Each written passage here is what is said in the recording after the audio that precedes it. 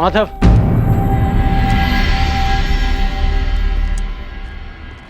मित्र,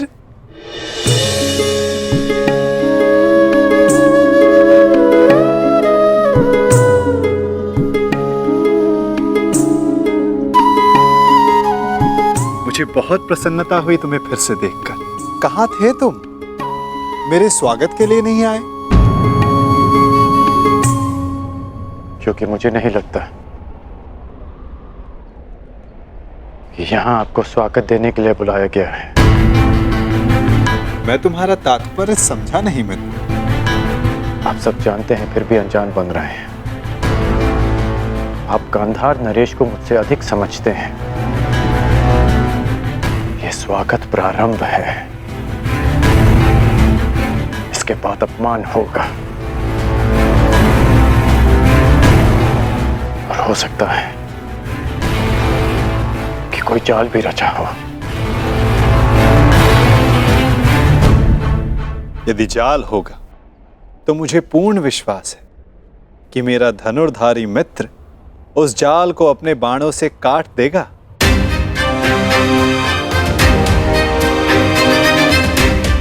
यदि मैं ऐसा नहीं कर पाया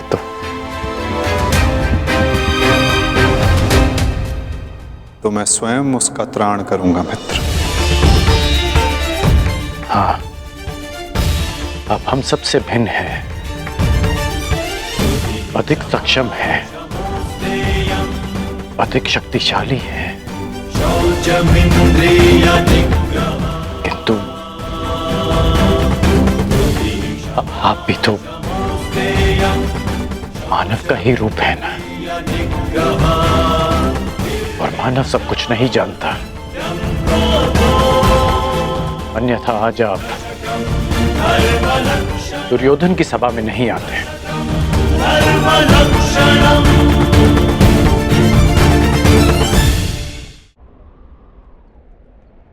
तुमने सत्य कहा मित्र। मानव सब कुछ कहाँ जानता है? जैसे कि तुम। यदि तुम भी सब कुछ जानते होते तो दुर्योधन की ओर नहीं होते मित्र।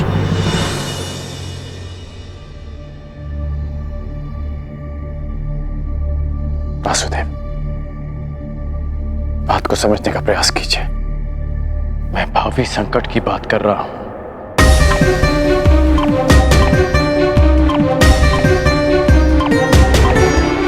आगे मत बढ़िए,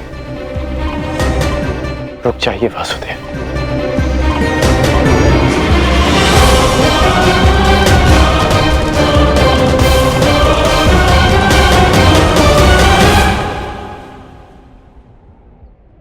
मित्र, तुम चिंता ना करो। यदि मैं हर उस स्थान पर रुक जाता जहां संकट संभव था तो मेरे जन्म लेने के पश्चात मैं बंदी गृह में नहीं रुक जाता मित्र। मामा कंस के बुलाने पर मथुरा नहीं जाता। मामाओं से निपटने का मेरा बड़ा अनुभव रहा है मित्र। मैं जानता हूं कि भीतर क्या होने वाला।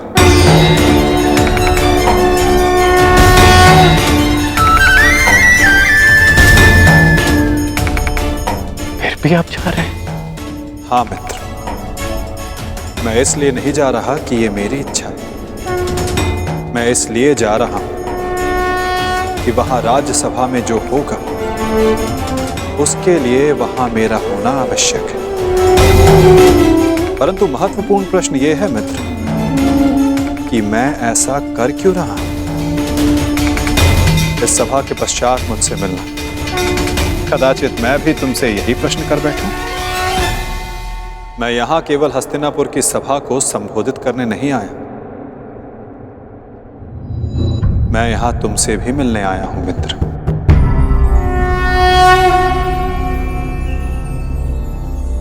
तुम सदा मुझसे यही प्रश्न करते आए हो कि मैं इस पक्ष में क्यों? मेरा मत क्या है? क्या मैं ही करता धरता हूं या केवल दृष्ट? क्या मैं ही कार्य साधता हूं या कार्य का साक्षी मात्र? मेरे साथ आओ मित्र, तुम्हें इन सब प्रश्नों का उत्तर मिल जाएगा।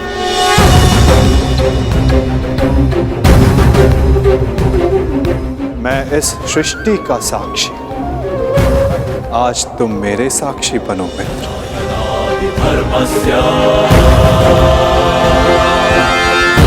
भवति भारत धर्मस्य तदात्मानं सृजाम्यहम् अहिंसाय साधुनां विनाशाय च दुष्कृताम्।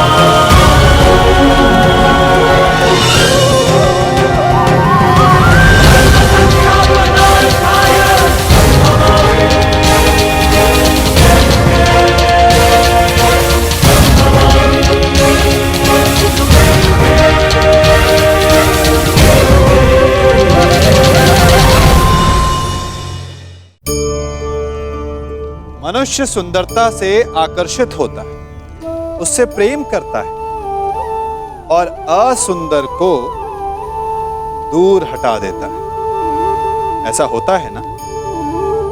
क्या आप ऐसा नहीं करते? करते हैं। तो सुंदर और असुंदर की परिभाषा क्या है?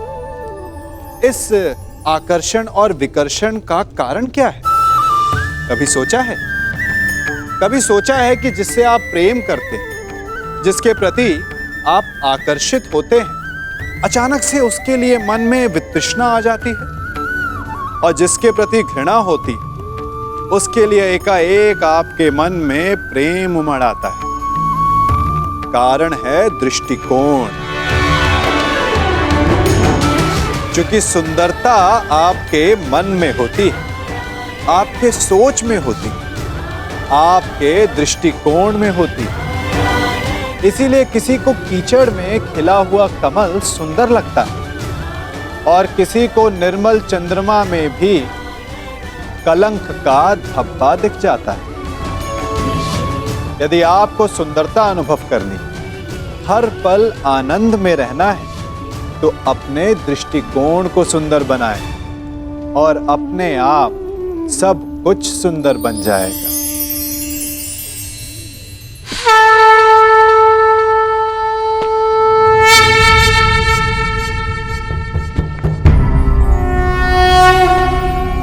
यदा यदा हि धर्मस्य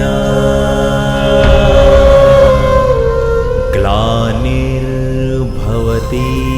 भारत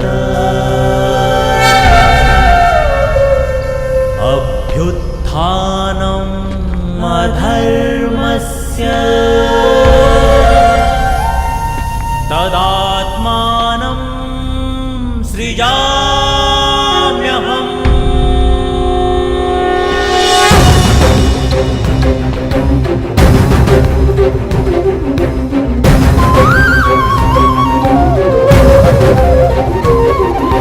यदा यदा हि धर्मस्य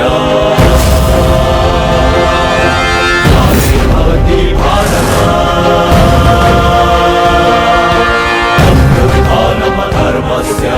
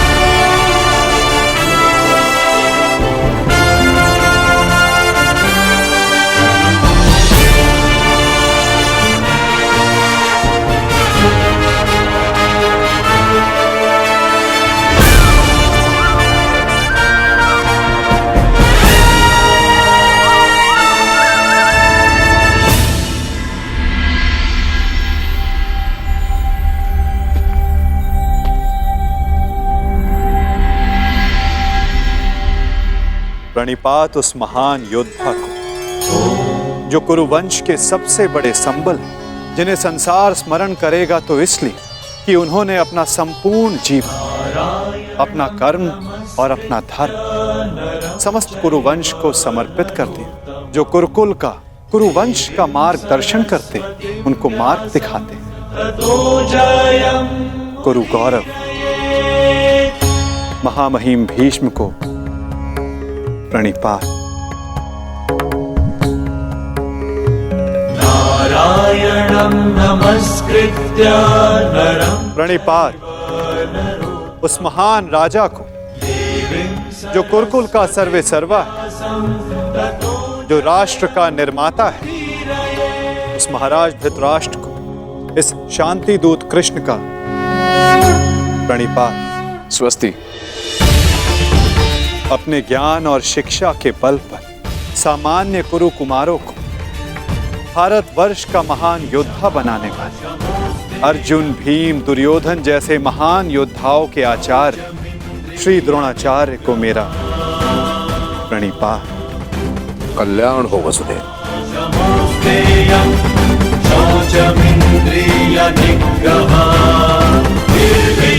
प्रणिपात उस महान हस्ती को जो अपने लक्ष्य संधान में प्रवीण है, जिन्होंने अपनी बहन के पुत्रों के लिए अपना राज्य त्याग किया, जो अपनी तीव्र बुद्धि और नीति से कुरु कुमारों का मार्गदर्शन करते हैं, उस गांधार नरेश को प्रणिपात।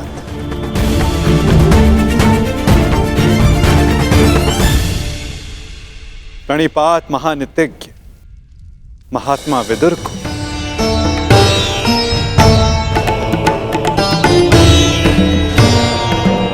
प्रणिपात उन समस्त जनों को जो सभा में उपस्थित है, जो शांति के समर्थक है। प्रणिपात का अर्थ है अपना शीश झुकाना।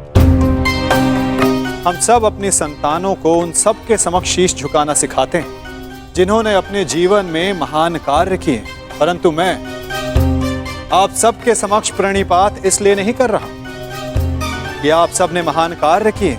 मैं प्रणिपात इसलिए कर रहा हूं कि आप सब अब भी एक महान कार्य को संपन्न करने के लिए सक्षम हैं। वो महान कार्य जो कि एक महायुद्ध, एक महाविनाश है, उससे मुक्ति पाना, जिसके पश्चात एक महान शांति की स्थापना होगी, धर्म का उदय होगा। मुझे विश्वास है कि आप सभी कल आने वाले महाभारत के महाविनाश को देख सकते हैं, और यदि आप सब चाहें तो आर्यव्रत को इस विनाश से बचा भी सकते हैं। मुझे अधिक प्रसन्नता होगी कि आप सबके सहयोग से भारतवर्ष में होने वाले इस महाभारत से सबको बचा सकूं और मेरे यहाँ उपस्थित होने का लक्ष्य पूर्ण कर सकूं। मुझे पूर्ण विश्वास है कि आप सब में से कोई भी ये युद्ध नहीं चाहेगा।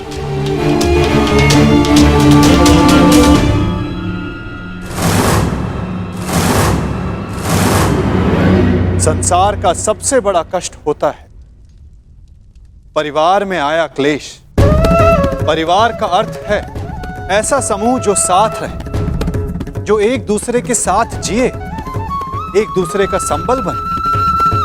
यदि एक वृक्ष दूसरे वृक्ष की शाखाएं काटने लगे तो वृक्ष का अस्तित्व समाप्त हो जाता है। महाराज धृतराष्ट्र, जब परिवार साथ रहता है तभी उन्नति होती है।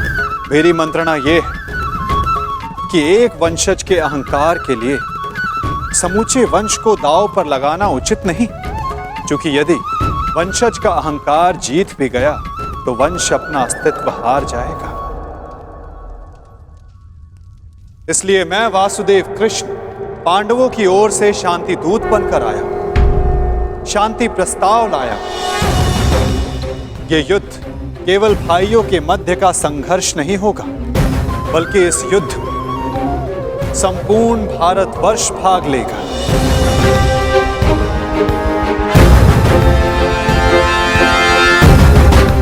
इसलिए विनाश भी सैकड़ों, सहस्त्रों और लाखों नहीं, करोड़ों में होगा।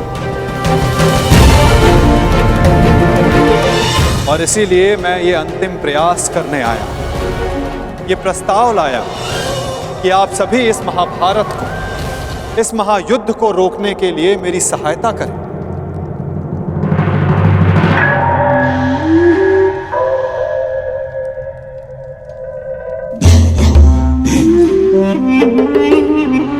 साधु साधु वासुदेव, आप तो सचमुच धन्य हैं। मुझे स्मरण नहीं होता कि कितना समय हो गया ऐसे शांतिपूर्ण वचन सुने हुए। मुझे तो ऐसा प्रतीत होता है वासुदेव कि आपके मुख से शब्द नहीं, फूल झड़ रहे हैं, फूल। मैं अभिभूत हो गया वासुदेव, और सच कहूं वासुदेव, मैं भी आपसे सहमत हूं।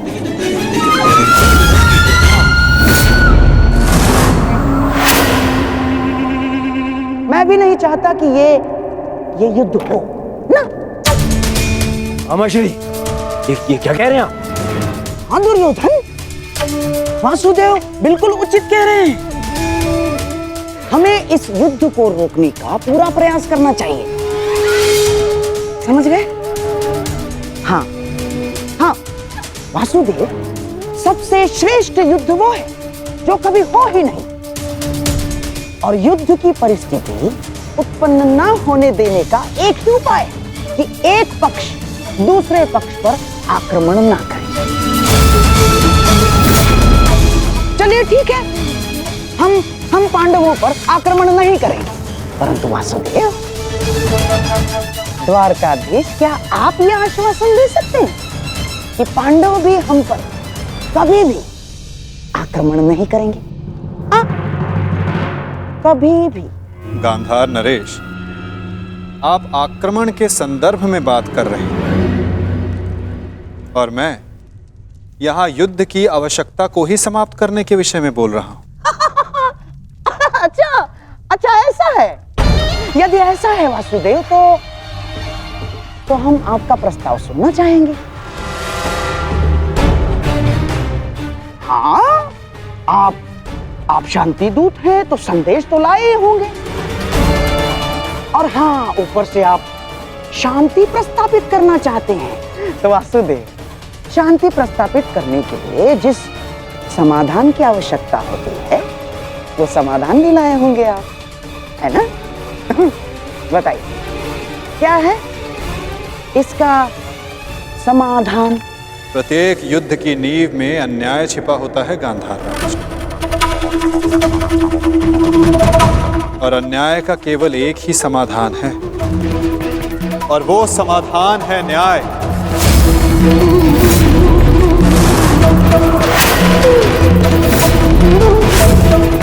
वो न्याय जिस पर केवल पांडवों का अधिकार है, उनसे किए गए वचनों को ना निभाने का न्याय, उनसे किए गए वचनों को ना पूर्ण करने का न्याय। इस भरी सभा में जो अधर्म हुआ, जो अन्याय हुआ, उसके प्रति न्याय। महाराज धृतराष्ट्र, मैं यहां पांडवों की ओर से उनके साथ जो अन्याय हुआ, उसका न्याय मांगने आया। कैसा अन्याय वासुदेव? वो अन्याय जो एक धर्म सभा में एक अधर्म द्यूत माध्यम से हुआ था। वो अन्याय जो कुरुकुल के ज्येष्ठ जनों के समक्ष कुलवधू पांचाली के साथ हुआ। यदि उस अन्याय का त्राण हो तो इस महायुद्ध को रोका जा सकता है।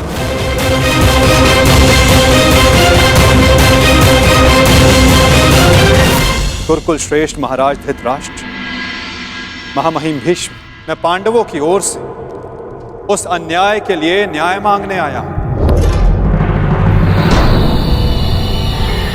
स्मरण रहे महाराज, यदि आपने पांडवों को न्याय नहीं दिया, या तो उसे वो पुण्य से अर्जित कर लेंगे, या फिर उसे छीन लेंगे।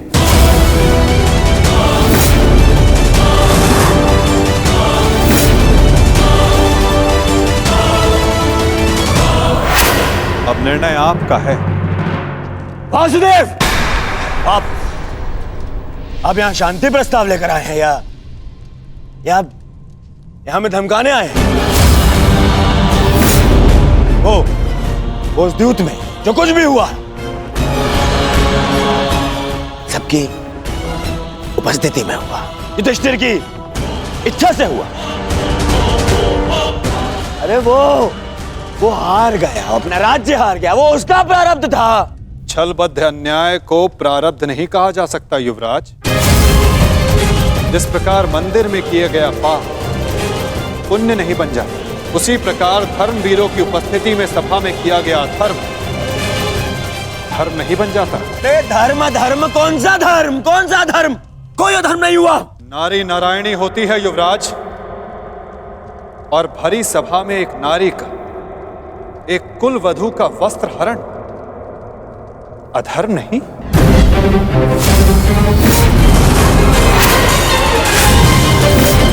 यदि तुम्हें विश्वास नहीं तो अपने ज्येष्ठों की झुकी दृष्टि से पूछो दुर्योधन।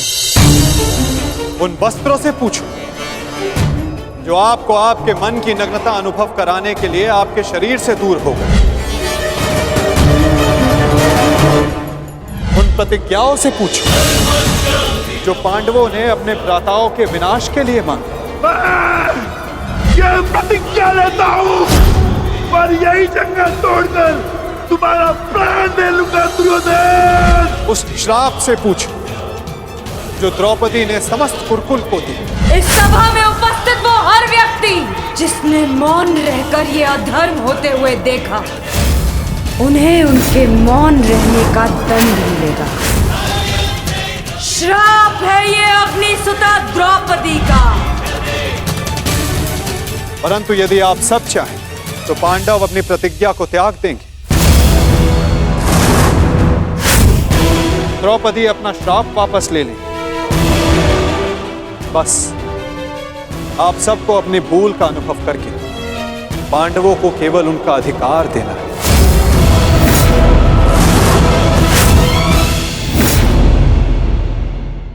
आप सबको अपनी भूल का अनुभव करके पांडवों को केवल उनका अधिकार देना है। ये कैसा न्याय है वासुदेव? संधि और शांति वार्ता में बराबर की बात होती है। एक ओर से बंधन और शर्तें नहीं लादी जाती। न्याय की मांग ना बंधन है ना शर्त है महाराज, केवल एक निवेदन है।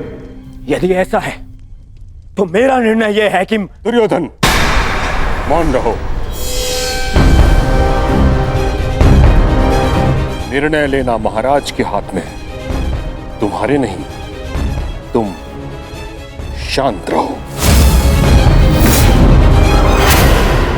राजा होने के नाते मेरा कर्तव्य है कि मैं सबकी बातें सुनूं ताछरी, अपने मंत्रणाकारों का सम्मान करूं।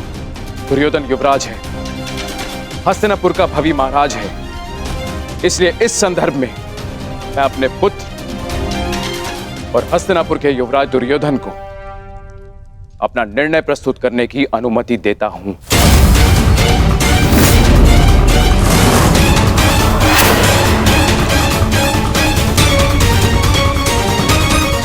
धन्यवाद पिताश्री।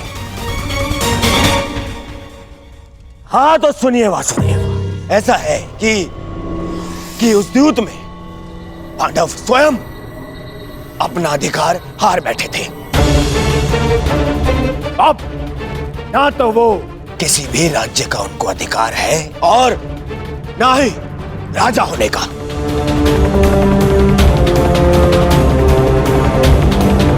इसीलिए मैं दुर्योधन ये घोषणा करता हूं कि हस्तिनापुर आपका ये शांति प्रस्ताव ठुकराता है।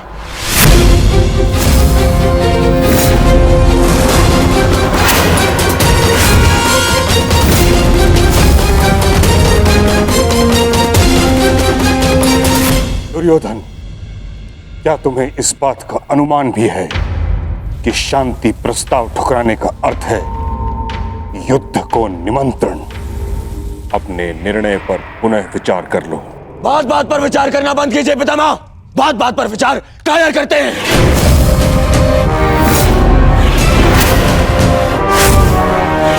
योद्धा का जन्म ही युद्ध के लिए होता है और मैं इस युद्ध के लिए प्रस्तुत हूं।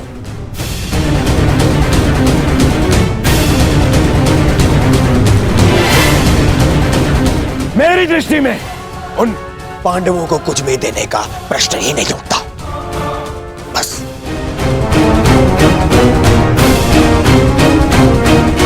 मैंने ये सभा समझौते के लिए रखवाई थी, न कि अपने ही अधिकार के त्याग के लिए। ये मेरा अंतिम निर्णय है। मैं उन पांडवों को इंद्रप्रस्थ नहीं दूंगा तो नहीं दूंगा।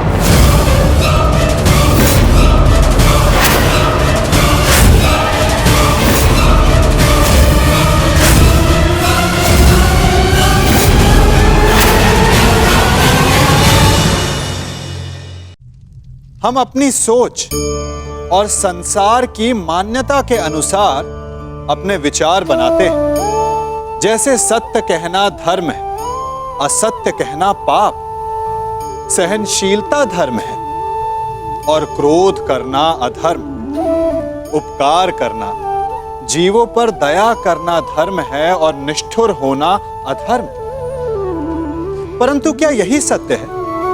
क्या कभी कभी परिस्थितियां इन आवेशों को उल्टा नहीं कर देती? करती है। यदि इस संसार में कुछ धर्म है, कुछ पुण्य है, कुछ महान है, तो परिस्थिति के अनुसार चलना। जटायु स्मरण है आप सबको, वो जिन्होंने रावण पर क्रोध किया था, उस पर आक्रमण किया था। उस समय जटायु का क्रोध पाप नहीं था, धर्म था। इसीलिए अंत में उन्हें भगवान राम की गोद मिली।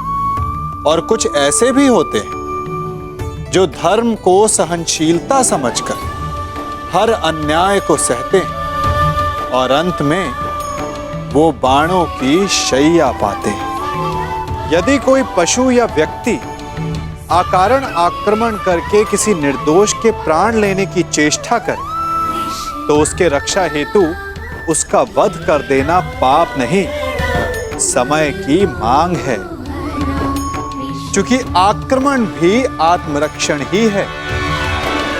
यदि किसी दुष्ट की सहायता करने से सामान्य मनुष्य को कष्ट पहुंचे, पीड़ा पहुंचे, तो उसे सहायता ना देना ही धर्म है। अकारण क्रोध अस्वीकार्य है, परंतु यदि क्रोध से कुछ शुभ पाप बाहुभीत हो, तो क्रोध और दंड भी धर्म ही है। ये मेरा अंतिम निर्णय है। मैं उन पांडवों को इंद्रप्रस्थ नहीं दूंगा तो नहीं दूंगा।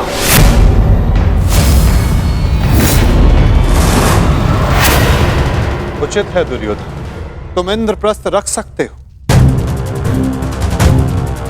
उसकी सेना भी रख लो, अस्त्र शस्त्र रख लो, लाखों गाय, अश्व, उसकी प्रजा भी रख लो, कोटि कोटि धन संपत्ति, जो कुछ भी पांडवों ने अपने परिश्रम से अर्जित किया था वो सब रख लो दुर्योधन।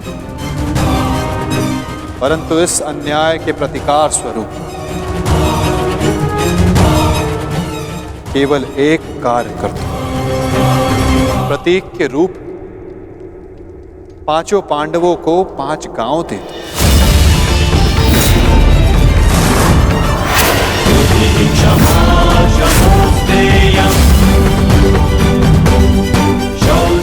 इतना तो दे ही सकते हो दुर्योधन। 5 पांडव वहां सुख से निवास करें और कुछ नहीं चाहेंगे।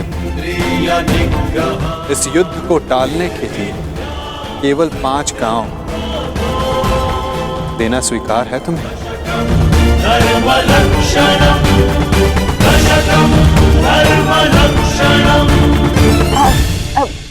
वासुदेव वासुदेव वासुदेव, यदि दुर्योधन 5 गांव दे देता है तो क्या आप वचन देंगे कि पांडव इंद्रप्रस्थ की चाह में आक्रमण की चेष्टा नहीं करेंगे? हाँ गांधार नरेश, मैं वचन देता हूं कि इस स्थिति में पांडवों की ओर से कोई आक्रमण नहीं होगा। वो हर परिस्थिति में संतुष्ट रहेंगे। कह दो दुर्योधन, इससे अच्छा प्रस्ताव कोई नहीं होगा। महाराज, मैं आपसे विनती करता हूं कि यही अवसर है, अंतिम अवसर। आप इस प्रस्ताव को स्वीकार करके इसको यहीं रोक दीजिए। ताक्षी का कहना उचित है पुत्र, हाँ कर दो, इसी में सबका हित है।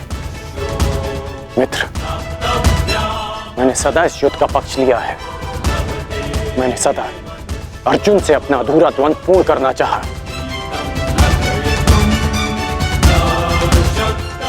मैं अपना अधूरा द्वंद्व कभी और पूर्ण कर लूंगा। इस समय पूरे भारतवर्ष को महाविनाश से बचाने की आवश्यकता है। हाँ कह दो मित्र।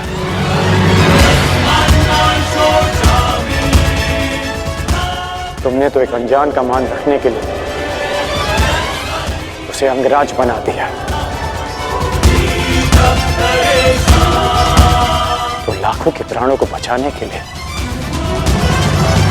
5 गांव दे दो मित्र।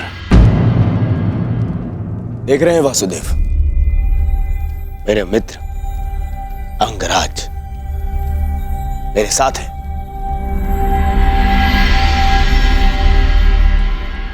और आपको तो अच्छे से ज्ञात है कि कर्ण को अंगराज मैंने बनाया। उसे वो दिया है मैंने जो पांडव नहीं दे पाए।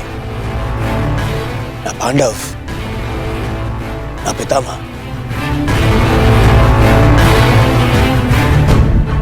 और ये मेरा वचन है, यदि मेरा मित्र मुझसे प्राण भी मांगेगा तो वो भी मैं प्रसन्नता से दे दूंगा।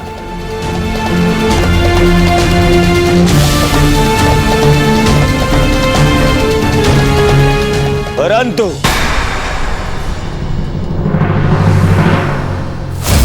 ऐसा सोचना भी मत कि मैं उन पांडवों को कुछ भी देने वाला हूं।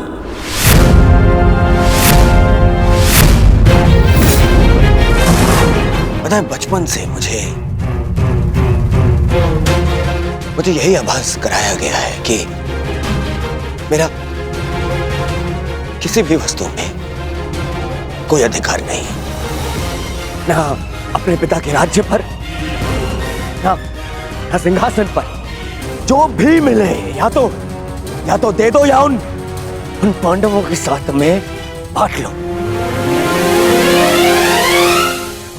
और तुम अधिकार की बात करते हो वासुदेव, तो बताओ मुझे, मेरा अधिकार उन पांडवों ने मुझे कब दिया? कब? गुरु का प्रेम, महामहिम का वात्सल्य किसी को मिला तो वो उन पांडवों को, मुझे नहीं। मेरे पिता के राजा होने पर, युवराज पद पर किसी का अधिकार था तो वो मेरा था, परंतु मुझे नहीं मिला। वो मिला उस युधिष्ठिर को। दुर्योधन की बात तर्कसम्मत है वासुदेव।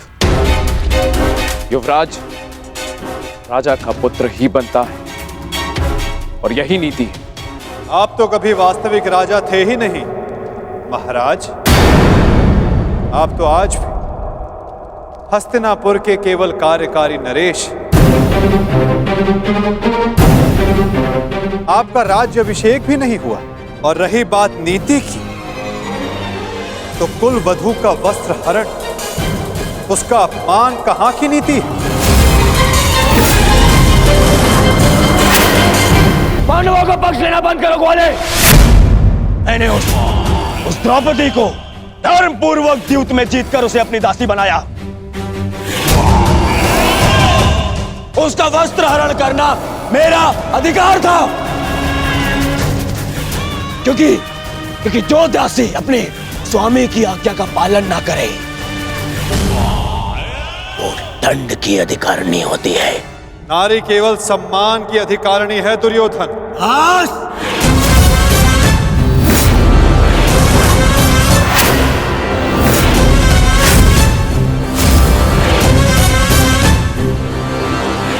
दूत बनकर आए हो,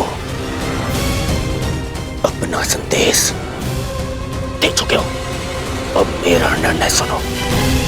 मैं उन पांडवों को 5 गांव तो क्या, एक सुई की नोक बराबर धरा भी नहीं दूंगा।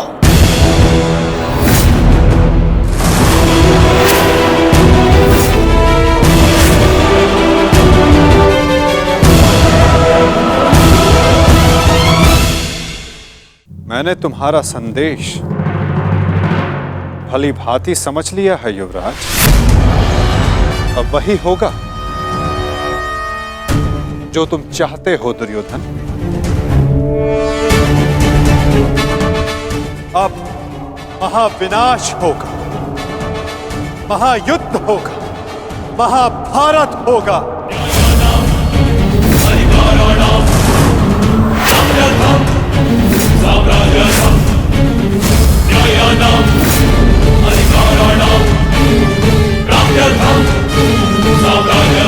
प्रणिपात।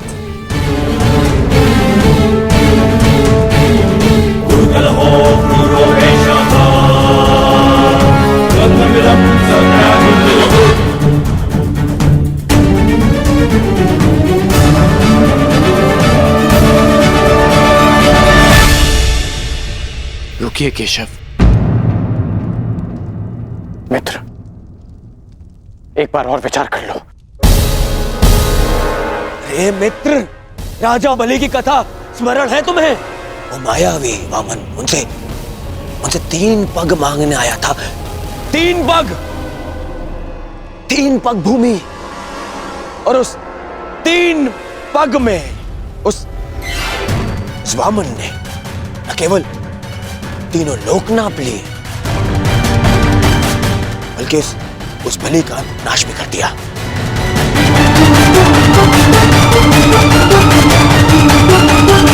अरे इस शलिया को 5 गांव दे दूंगा तो यह हस्तिनापुर का अस्तित्व ही मिटा देगा।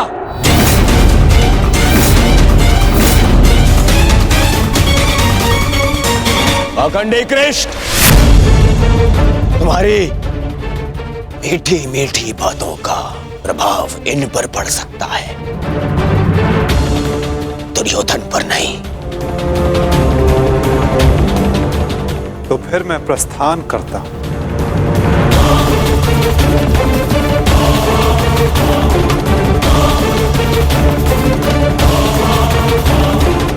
रुको दूत।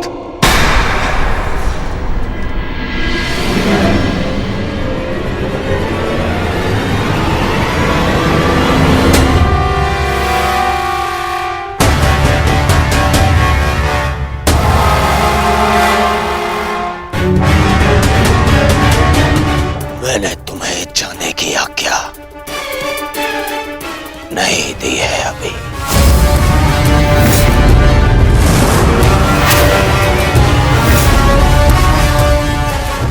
सब तुम्हारी माया से भयभीत हैं कृष्ण। आज मैं अपनी प्रजा और अपनी सेना के मन से तेरा भय मिटा दूंगा कृष्ण।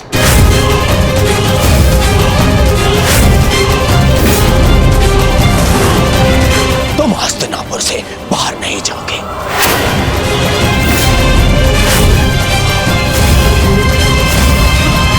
मैं धृतराष्ट्र पुत्र दुर्योधन तुम्हें अभी और इसी क्षण बंदी बनाता हूं वासुदेव।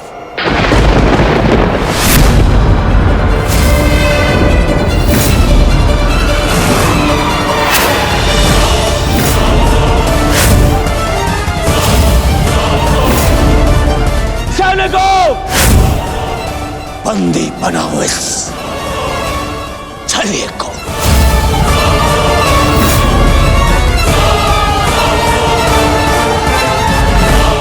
अपने पुत्र को सीमा में रहने का अर्थ सिखाइए महाराज। ये अनर्थ करने जा रहा है।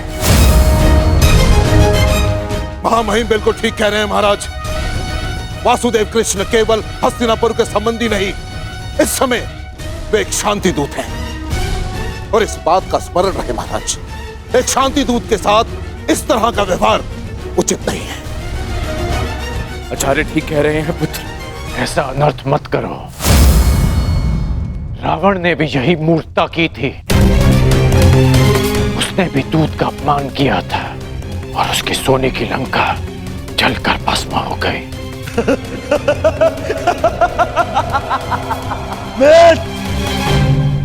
रावण मूर्ख था जो सामान्य रस्सी से हनुमान को बांधने चला था, परंतु मैंने इस विशेष दूत के लिए विशेष धातु की श्रृंखला बनवाई है।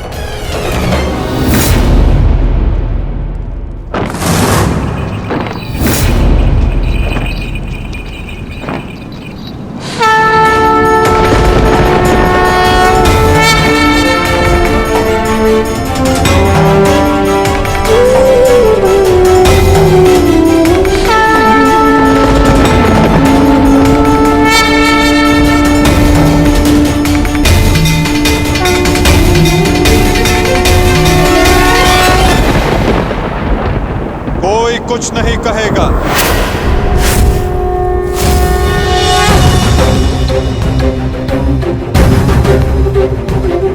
मेरा आप सबसे निवेदन है कि मेरे और दुर्योधन के मध्य में ना आए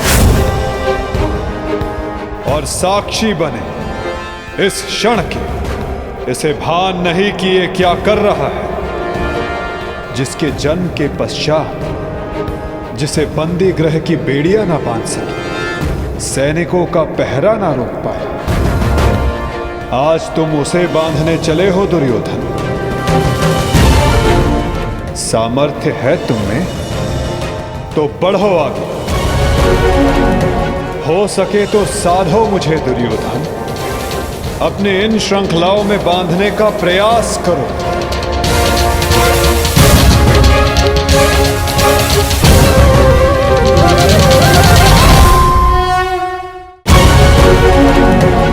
हो सके तो साधो मुझे दुर्योधन।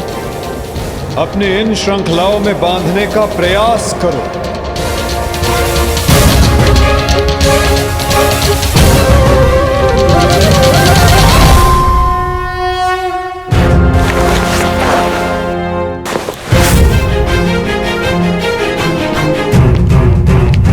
उठाओ उस तेरे को।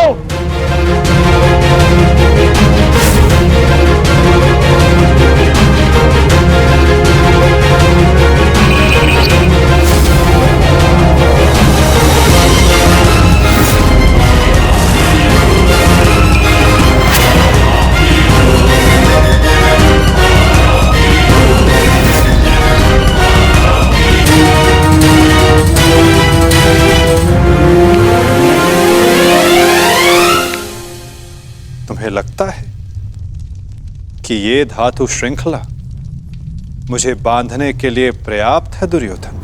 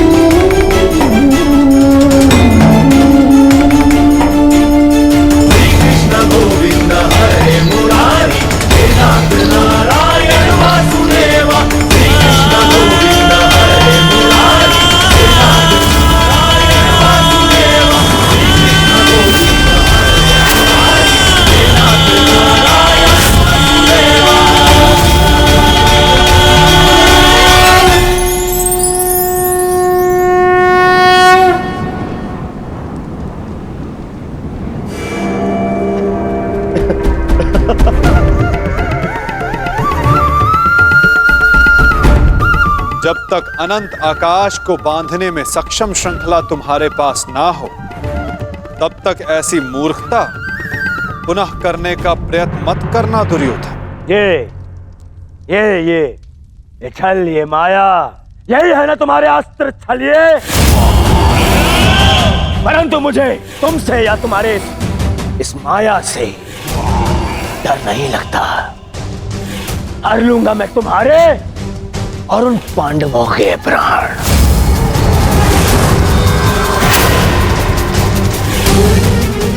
स्मरण रखना कि इस महायुद्ध में अंत करेगा तुम्हारा और उन पांडवों का यह दुर्योधन। जो स्वयं मृत्यु के शिखर से गिरने वाला हो, उसे अपने अंत की चिंता करनी चाहिए मूर्ख दुर्योधन। जिस सत्य को, जिस भविष्य को मैं टालना चाहता था, उसे आज तुमने स्वयं आमंत्रण दे दिया। और सत्य ये कि इस महायुद्ध के अंत में तुम्हारे पापों और तुम्हारे पाप में भागीदार रहे प्रत्येक का अंत होगा। ये युद्ध अंत होगा।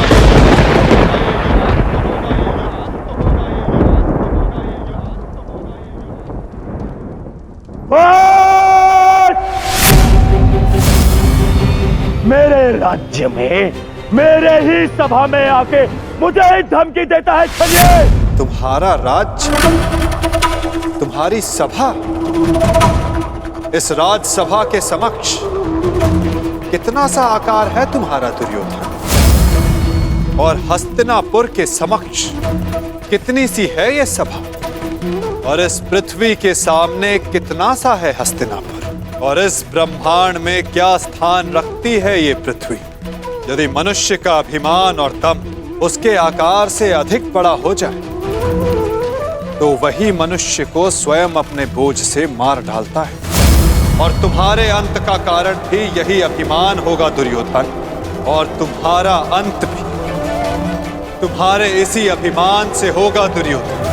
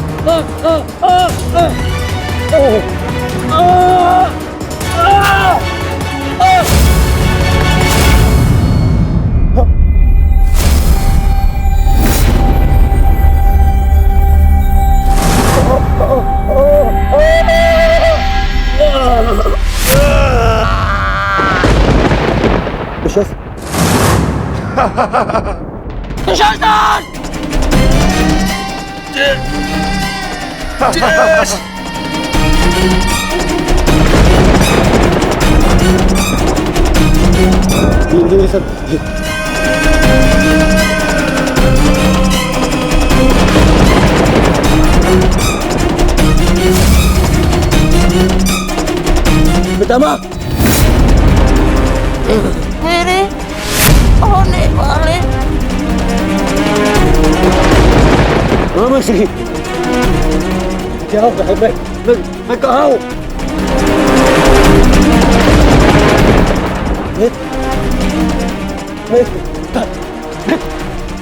मत कर।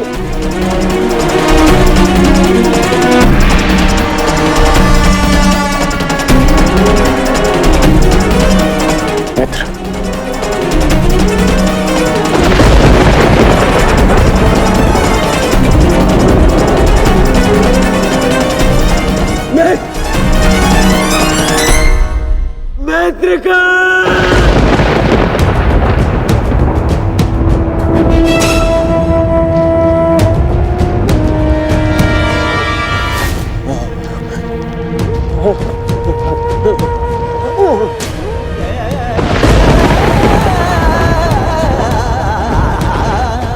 असंभव है ये, असंभव है ये। इसे तुमने ही तो संभव बनाया है दुर्योधन।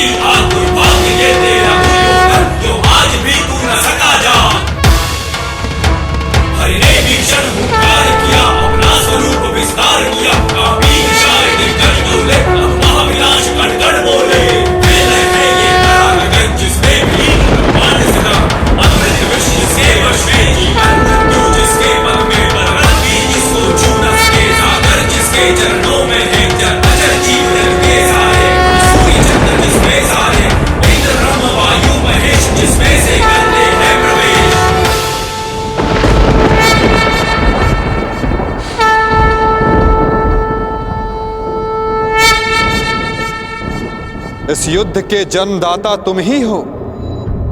ध्यान से देखो इसे, ये कुरुक्षेत्र है। ये तुम्हारे अहंकार का परिणाम है दुर्योधन। तुम्हारे छल का निष्कर्ष है ये तुम्हारे मद का, तुम्हारे कर्मों का फल है दुर्योधन। ये उस पाप का परिणाम है दुर्योधन जो भरी सभा में याज्ञसेनी के साथ हुआ।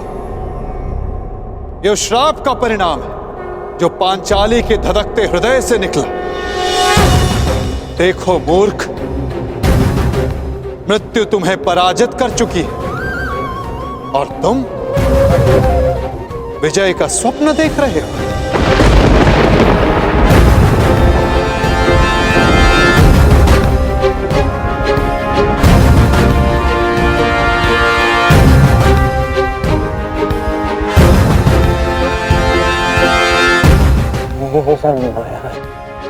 ये सब माया है। माया नहीं दुर्योधन, तुम्हारे कर्मों की छाया है ये। यही तुम्हारा भविष्य है, यही तुम्हारा प्रारब्ध, यही अंत है कुरुवंश का। युद्ध की चाह थी ना तुम्हें, महाविनाश देखने की इच्छा थी तुम्हें। ठीक है, युद्ध मिलेगा तुम्हें, महाविनाश देखोगे तुम। तुमसे पहले भी बहुत अहंकारी आए और उनका भी अंत मैंने इसी प्रकार किया। मनुष्य क्या, मैं तो सौर मंडल का सृजन और विनाश करता हूं। देखना चाहोगे तो देखो।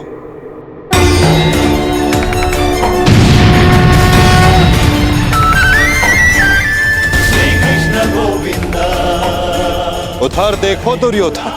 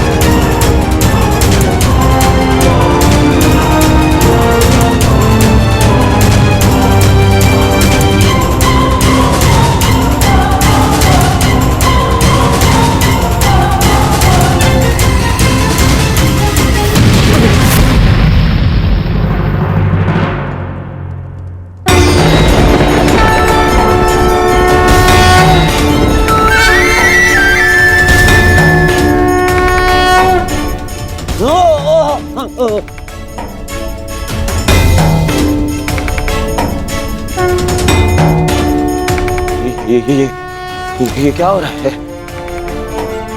नहीं, ये सब मिथ्या है। ये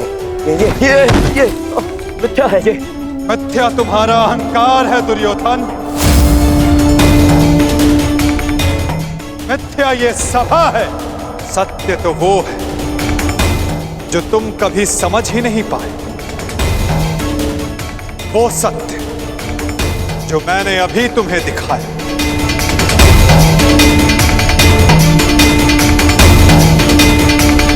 सत्य केवल मैं हूं दुर्योधन, शेष सब मिथ्या। ये सब माया है। तुम साधारण मनुष्य हो और कुछ नहीं हो। आश्चर्य है, परंतु इसमें तुम्हारा क्या दोष? जब मनुष्य में अहंकार तो वो सत्य केवल आकार से पहचानता है। तो आकार देखो दुर्योधन।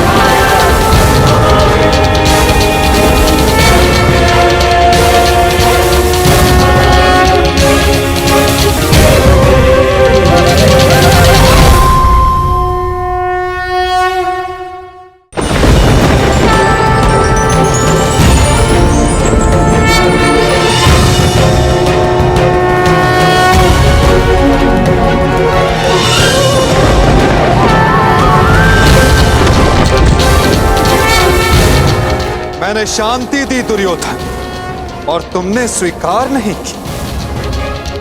मैंने मैत्री दी, परंतु अपने अहंकार के आगे तुम्हें मैत्री का मूल्य समझ नहीं आया।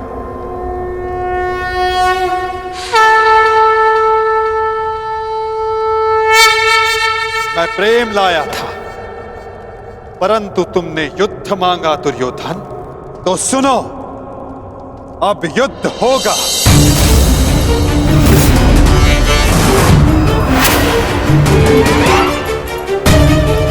मैं जीवन का संदेश लाया था, तुमने मृत्यु का विकल्प चुना। तो मैं मृत्यु दूंगा।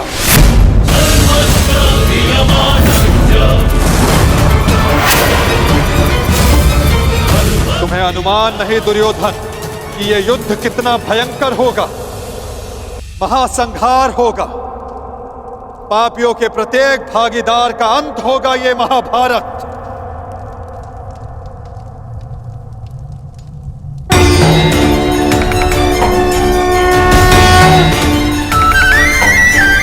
श्री कृष्ण गोविंद हरे मुरारी, हे नाथ नारायण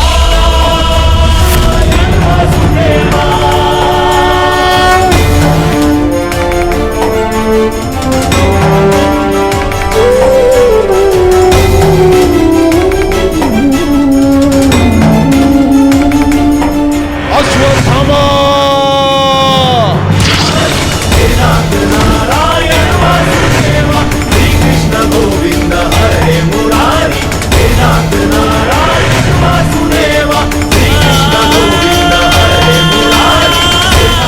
संधान करो पार्थ, मुक्त करो राधे को।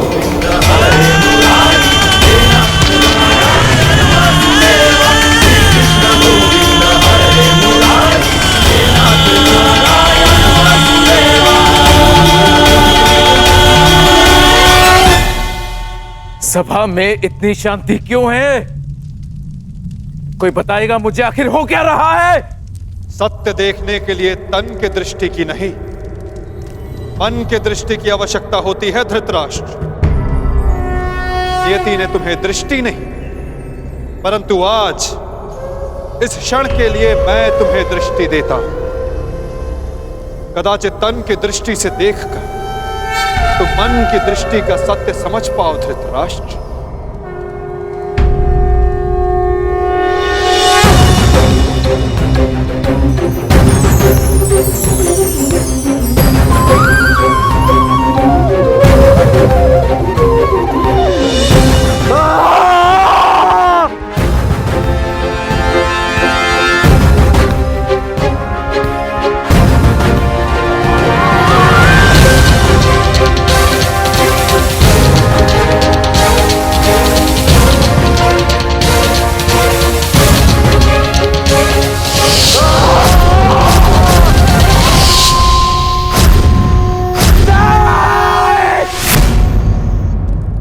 नहीं चाहिए ये दृष्टि मुझे।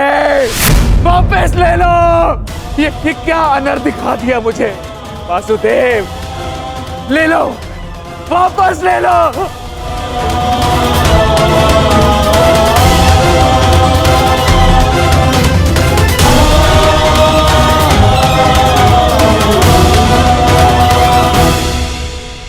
जो सबने देखा वही अंत है और वही नया प्रारंभ।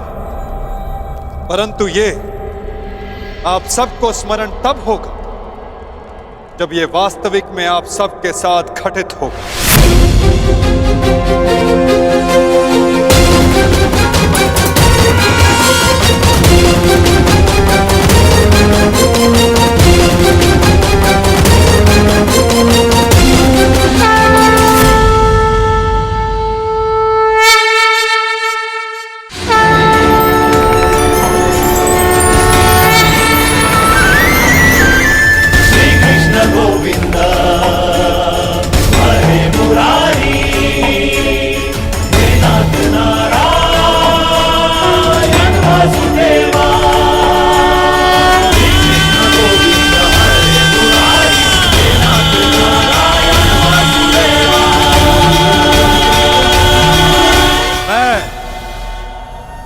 वासुदेव इस महायुद्ध, इस महाभारत की घोषणा करता हूं।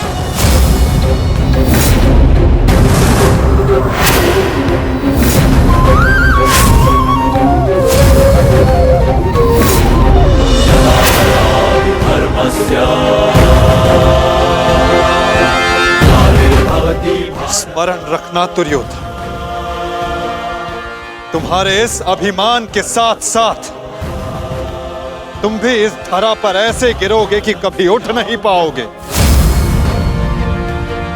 इस महाहिंसा, इस महाविनाश के उत्तरदायित्व का बोझ तुम अपने साथ दूसरे लोक लेकर जाओगे दुर्योधन।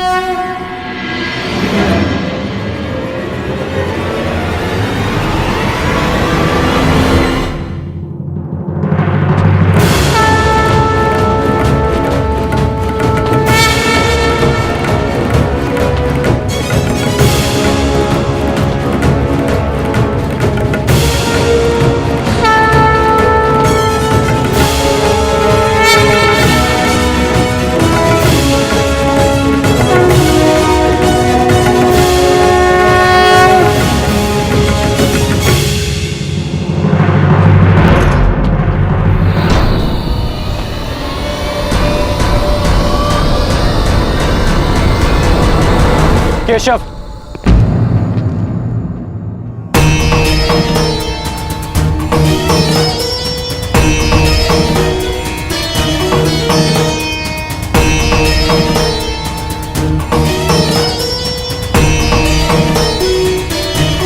मुझे सदा से भान था कि आप साधारण मनुष्य नहीं हैं।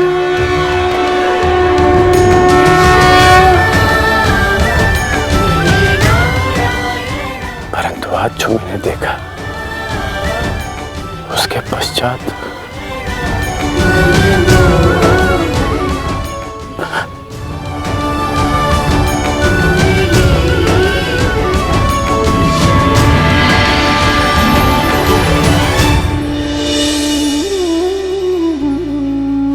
मेरे साथ आओ मित्र। ये स्थान अब वार्ता करने के लिए उचित नहीं रहा। यहां शब्दों का कोई मोल नहीं। यहां शब्द केवल सुने जाते,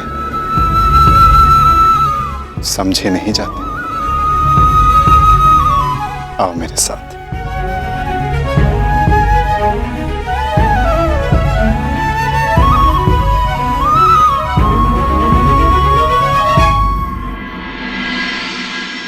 केशव,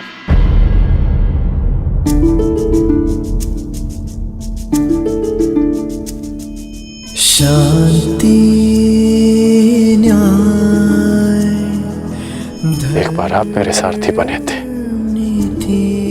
आज ये गौरव मुझे दीजिए केशव। बुद्धि कर्म प्रीति में। तुम्हें सारथी के रूप में पाकर गौरवान्वित तो मैं हो जाऊंगा मित्र। कृष्णा कहो या कर्ण कहो, है दोनों एक समान। ठीक है। कृष्णा कहो या कर्ण कहो, है दोनों एक समान।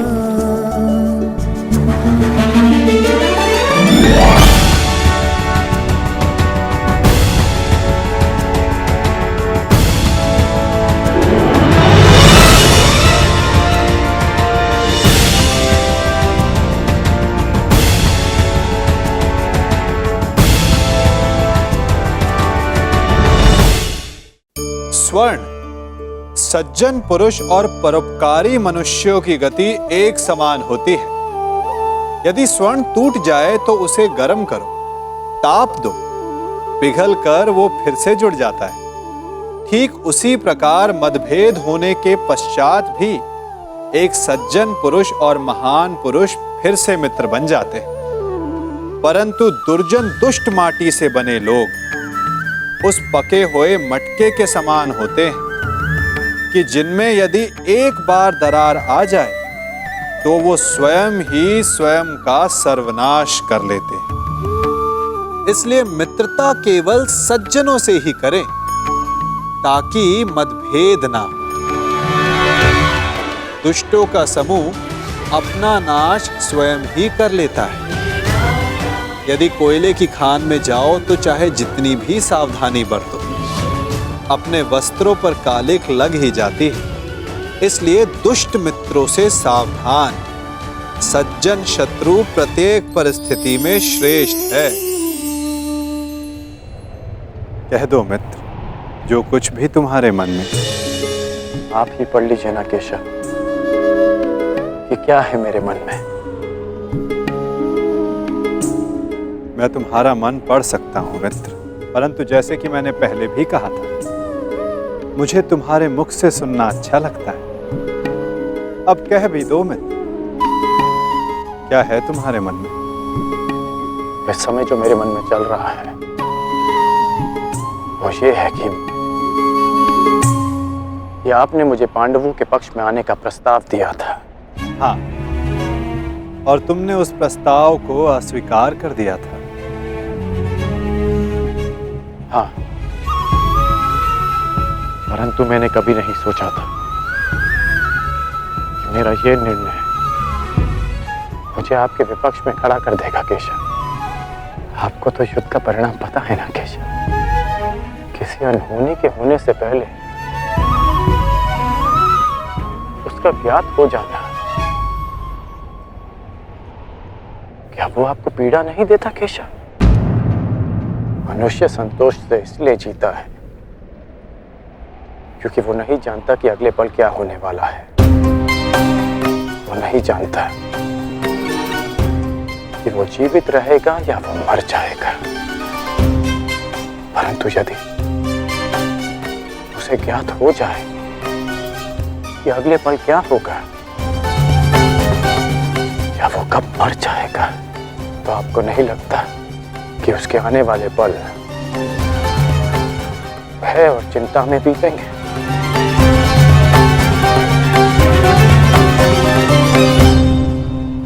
ये सोच पर निर्भर करता है अंगराज। यदि मनुष्य को अपना अंत ज्ञात हो तो हर वो क्षण जिसे हम व्यर्थ करते हैं उन क्षणों को जिया भी जा सकता है। इस नदी को देख रहे हो, इस बहती नदी को पता है कि अंततः इसे सागर में जाकर मिल जाना। अधिक ज्ञान पीड़ादायी नहीं होता मित्र। अधिक ज्ञान उचित निर्णय लेने में सहायता करता है। यदि तुम्हें भी भूत और भविष्य का कुछ अधिक ज्ञान होता तो कदाचित तुम भी अधिक न्यायपूर्वक निर्णय कर पाते। आपका मंतव्य यही है ना कि पांडव उचित हैं और दुर्योधन अनुचित?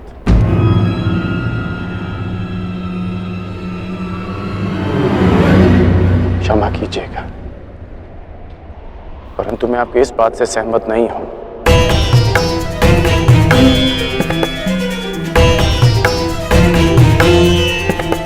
मुझे लगता है केशव कि दोनों अपने अपने स्थान पर दोषी हैं।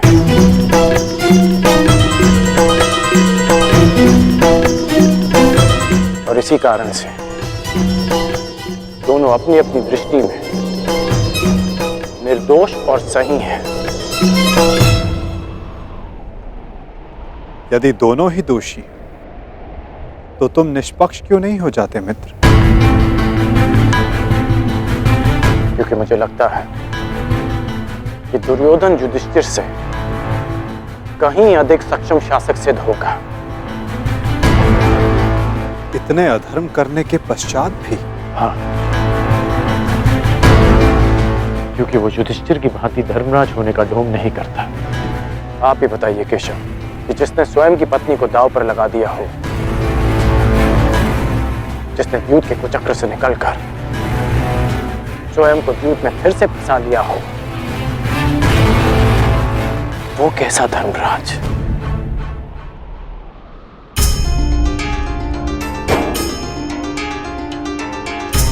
युधिष्ठिर की असमर्थता के कारण राजकुमार युधिष्ठिर, मेरे शौंड की रक्षा कर लीजिए। मेरा अनुज मृत्यु की भेंट चढ़ गया।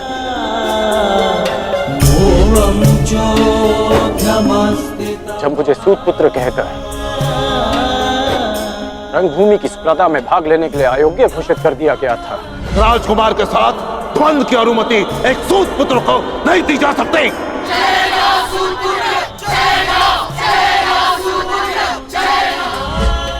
तब भी धर्मराज का धर्म मौन था।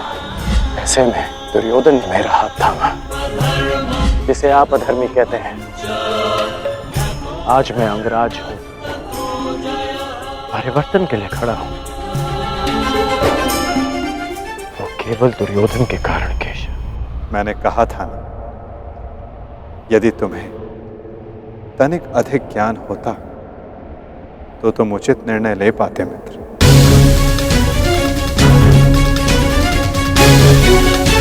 मैं समझा नहीं। तुम सदा स्वयं को सूत पुत्र समझते आए होकर, और यदि तुम्हारा ये ज्ञान मिथ्या हुआ तो? मिथ्या? हाँ कर, क्योंकि तुम्हें तो पता ही नहीं कि तुम वास्तव में हो कौन। मुझे ज्ञात है कि मैं कौन हूं, और मुझे गर्व है कि मैं अधिरथ पुत्र कर्ण हूं, राधे पुत्र कर्ण हूं, सूत पुत्र कर्ण हूं।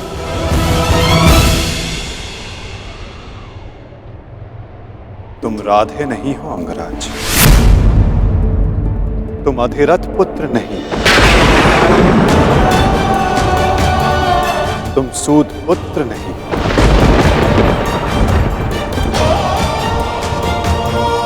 तुमने कभी ये नहीं सोचा कर्ण कि एक सूत पुत्र के शरीर दिव्य स्वर्ण से मणित कवच और कुंडल क्यों है?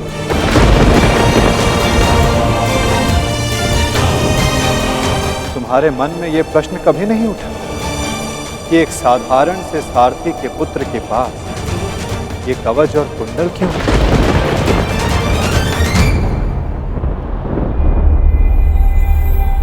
क्या तुम ये सोचकर कभी व्याकुल नहीं होते कर्ण कि तुम शेष से इतने भिन्न क्यों हो? तुम सूर्य पुत्र कर्ण, सूर्य पुत्र कर्ण, सूर्य पुत्र कर्ण, सूर्य पुत्र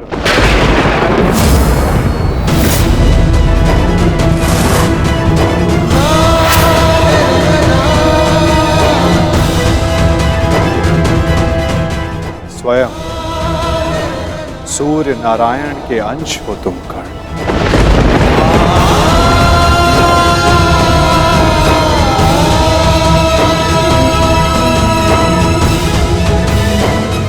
यह सत्य है, मेरे पिता अधिरथ हैं और मेरी माता राधा। सत्य से भागो मत कर्ण, और सत्य यही है कि अधिरथ तुम्हारे पालक पिता हैं। तुम उन्हें गंगा किनारे मिले थे, कभी सोचा नहीं कि क्यों सूर्य का तेज तुम्हारे मुखमंडल पर रहता है? कभी अनुभव नहीं किया मित्र कि क्यों सूर्य का ताप तुम्हारे शरीर पर स्निग्धता का अनुभव कराता है? तब भी समझ नहीं आया तुम्हें जब दिग्विजय करते समय पांचाल युद्ध में क्यों शत्रु पक्ष पर सूर्य देव का ताप बरस रहा था? चूंकि तुम अधिरथ पुत्र नहीं, तुम सूर्य देव का आशीर्वाद हो कर्ण।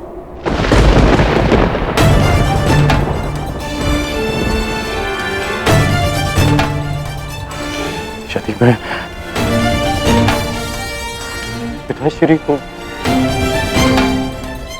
गंगा किनारे मिला था तो मेरी माता को कर्ण, अपनी माता से बहुत पहले से भेंट करते आ रहे हो तुम कर्ण। चूंकि रक्त सदा रक्त का सम्मान करता है। कभी सोचा है कि वो कौन है जिनके समक्ष आते ही तुम्हारी दृष्टि उनके पांव की ओर चली जाती है?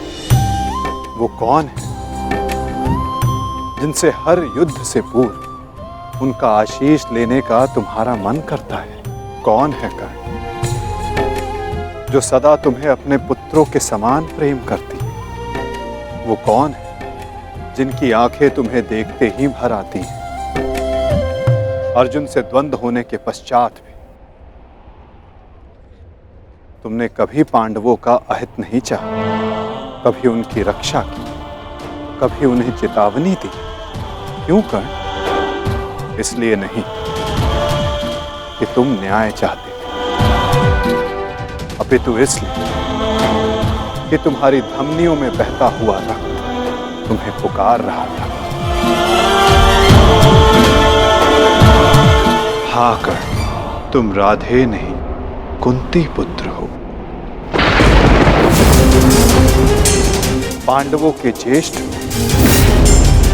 हाँ कर्ण, बुआ कुंती ही तुम्हारी माता है और तुम उनके ज्येष्ठ पुत्र।